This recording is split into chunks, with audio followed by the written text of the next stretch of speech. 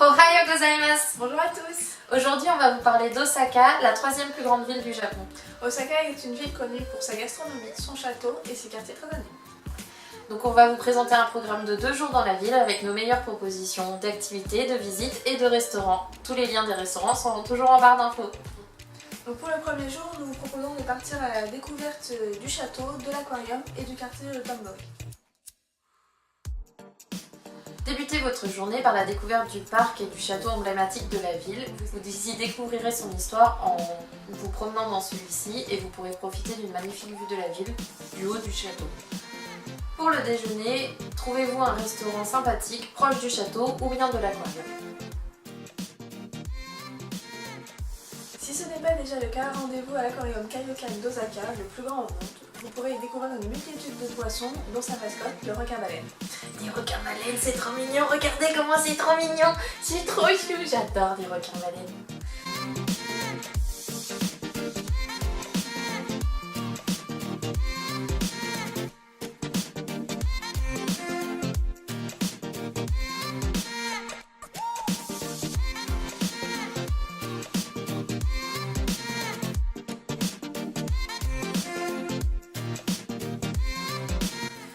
Après votre visite, allez profiter de votre fin de journée pour déambuler dans le quartier de Dotonbori et faire du shopping. Pour le goûter, nous vous proposons de vous arrêter déguster des délicieux pancakes japonais chez Fluffy Cake Rikuro.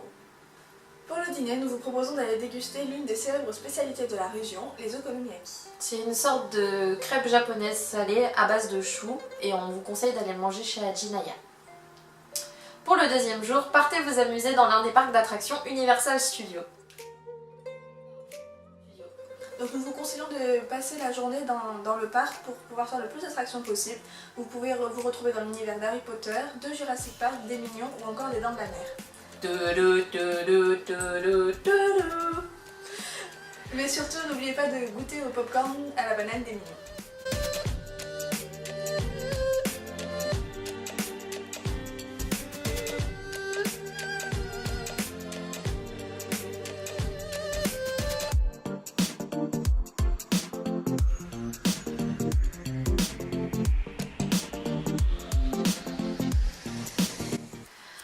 Pour la soirée, allez dîner dans le Kukuru, un restaurant qui propose un large choix de takoyaki, donc c'est des petites boules à base de tacos, des poulpes.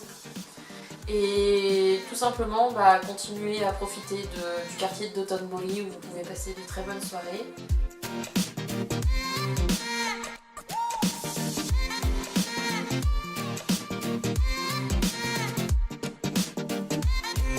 Et pour finir, si vous le souhaitez, vous pouvez rajouter une journée supplémentaire à votre programme pour partir à la découverte de la ville de Nara, ces magnifiques temples et surtout ces cerfs en liberté qui s'inclinent pour avoir à manger.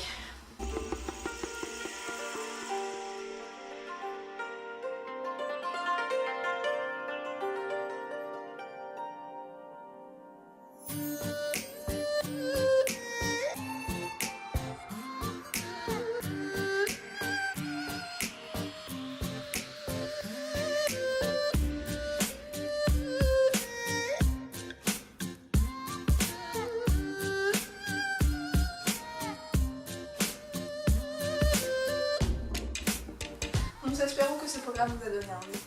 Et nous vous retrouvons bientôt pour continuer à vous donner envie de voyager au Japon.